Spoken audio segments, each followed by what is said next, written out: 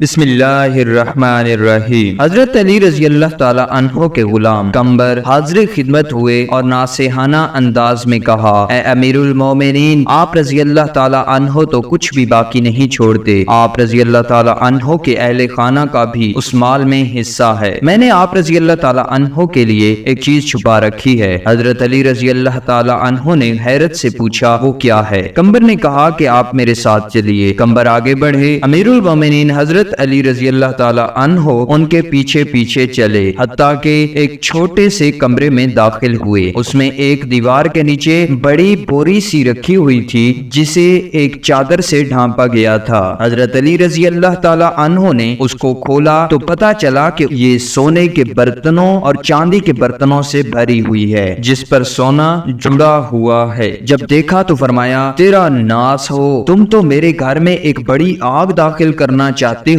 پھر ان برتنوں کا وزن کرتے گئے اور لوگوں میں تقسیم کرتے گئے، اور ساتھ ساتھ یہ فرما رہے تھے، اے دنیا، جا کسی اور کو جا کے دھوکہ دے۔